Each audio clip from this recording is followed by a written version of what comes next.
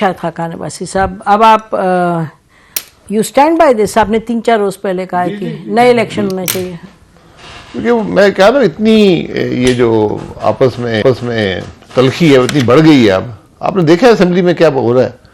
ये पहले भी मौजूद था लेकिन अब वो ज्यादा बढ़ गया और जो इलेक्शन के बारे में शक और शुबा है उसने इस चीज को बहुत वसी कर दिया। अब अगर आपने बैठना है इकट्ठे तो वो मुमकिन नहीं होगा। मुमकिन नहीं होगा? मेरा नहीं ख्याल, मुझे नजर नहीं आता। तो आप जो पहले फरमाते थे कि जी बैठना चाहिए, सब स्टेक होल्डर्स को बैठना चाहिए, अब आप ये कह रहे हैं कि पहले आप याद है आप हमारे शो में कहते थे और भी कि भाई चीफ जस्टिस भी हो, आर्मी चीफ भी हो, प्राइम मिनिस्टर, अब आपका ख्याल है वो नहीं हो सकता? आज भी वही हाल है, आज हाल वही है। तो फिर आप तो इलेक्शन कह रहे हैं। नहीं, मैं कह रहा हूं कि अब तलखी आपने इतनी बढ़ा दी है। मैं इसीलिए कहता इन चीजों को इलेक्शन से पहले करें। अब इलेक्शन की वजह से तलखी इतनी बढ़ गई है, ये खलीज इतना वसी हो गया है, आप इसको पूर्ण नहीं कर पाएंगे नए इलेक्शन के बगैर। तो आप तो इस मुल्क के प्राइम मिनिस्टर रहे हैं और सियासत को 40 साल से आपने you been part of it. आप जानते हैं कि एक आइन होता है और एक पावर पॉलिटिक्स होती है, इदारे होते हैं, सियासतदान होते हैं, मीडिया तो सेकंड टियर पर आता है। तो आपको इस वक्त के जो सियाको सबाक को अगर आप देखें और add to all of that the economic crisis, आपका ख्याल है कि कोई जो करता धरता है इस मुल्क में कौन नया इलेक्शन करवाएगा? ये तो आप एक खाम ख्याली की बात है। जी, मैं इसलिए कह रहा हूं कि एक और चीज भी होती है, उसे मुल्क कहते हैं। ठीक है, इस मुल्क के अवाम भी हैं, ठीक, उनके बारे में सोचा है? नहीं, तो अगर किसी और के पास हाल है तो बता दे। मैं ये कह रहा हूं कि ये हुकूमतें नहीं चलेंगी, ये नहीं कर सकती। इशू नहीं है कि मुल्क के अवाम के बारे में सोचा है, सवाल तो वही है। लेकिन मैं आपसे कह रही हूं कि आपसे बेहतर कौन जानता है कि जो डिसीजन मेकिंग होती है और जो एक्शंस होते हैं, मुझे आप बताएं कि फॉर्म 45 का जो है वो सबको पता है या नहीं पता? क्या हुआ है? डिसीजन मेकिंग मुल्क की अगर हक में करनी है, मुल्क के मसाइल को हल करना है ना, यही इसी मकसद के लिए हम सब यहाँ पर हैं या कुर्सियों के लिए आए हैं। अगर आप कुर्सियों में बैठने के लिए आए हैं फिर इन सबको कुर्सियों मुबारक हो। अगर आपका क्या ख्याल है? आप हालात देख रहे हैं ना। मैं देखिए ना, एक है जो होना चाहिए।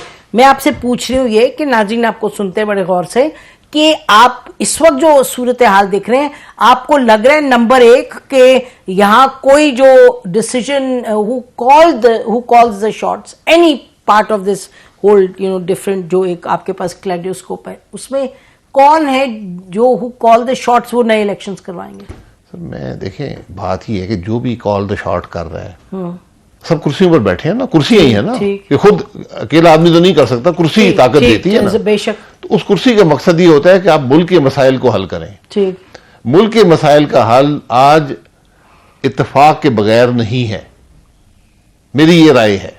इत्तेफाक के बगैर नहीं है, इत्तेफाक बगैर नहीं है। किसी जमात, किसी हुकूमत के पास ये हल नहीं है। जब तक आप इकट्ठे नहीं बैठेंगे, इत्तेफाक मुल्क में नहीं होगा, जब ये निजाम नहीं चलेगा तो फिर ना इन्वेस्टर को कॉन्फिडेंस आएगा, ना कारोबार बढ़ेगा, ना इकॉनमी ग्रो करेगी, ना दूसरे ममालिक आपको एक जिम्मेदार मुल्क की हैसियत से देखेंगे। अच्छा, तो ये मान लें कि आप फरमा रहे हैं कि इत्तेफाक की जरूरत है। अच्छा, आपका ख्याल है कि इत्तेफाक एक नए इलेक्शन से आएगा? अगर आपको I was to submit to you कि इत्तेफाक की जो रूट है, क्या वो इलेक्शन है? क्योंकि जो 2024 का इलेक्शन हुआ है इसमें कोई डाउट ही नहीं है कि डिस्पाइट जो पीटीआई के साथ हुआ इलेक्शन से पहले, जो वोट डला वो पाकिस्तान की तारीख में इतनी ईमानदारी से नहीं शायद डला होगा कभी। जो वोट काउंटिंग में इस वक्त हुआ है, जो गाइडेड वोट काउंटिंग थी, वो मामला था गड़बड़। तो ये इतना तो हम मानते हैं ना। एंड पे रिजल्ट क्या आया? नहीं तो फिर जो गाइड, मेरे मानने से फर्क नहीं पड़ता। आज लोग इस इलेक्शन को कबूल नहीं कर रहे। मैं आपसे ये कह रही हूँ, मैं मानूं और आप माने या ना माने। नहीं, एक सेकंड सर, बात तो करें ना जरा कि अगर आप लोग नहीं मान रहे, वो इसलिए नहीं मान रहे क्योंकि कह रहे हैं वोट कुछ डला था, 45 फॉर्म कुछ कह रहे हैं और सामने कुछ और लेके आए। आप इत्तेफाक कैसे पैदा करेंगे? नहीं तो मैं आपसे मैं कुछ और कह रही हूँ। मैं ये कह रही हूँ कि जिस वजह से जिन्होंने भी करवाया कि 45 को 47 को 45 पर हावी करवा दिया, तो बात आपकी दुरुस्त है कि ये मिल बैठ के सॉल्व होगी बात, उधर तक मैं मानती हूँ। नए इलेक्शन होंगे फिर से कैसे ये नहीं होगा जो अब हुआ है? मैं देखिए, मेरी राय है ना, जब मिलकर बैठेंगे तो क्या डिमांड होगी?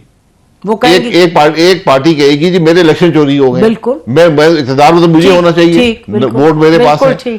तो फिर आप कहेंगे नहीं हमारा तो वोट ठीक है, फॉर्म 47, वही झगड़ा 47-45 वाला है। बिल्कुल 47 हमेशा जीत जाता है, ठीक है ना। मैंने वो कहता हूँ, लोग नाराज होते हैं कि फातिमा जिन्ना भी बेचारी 45 लेके फिरती रही।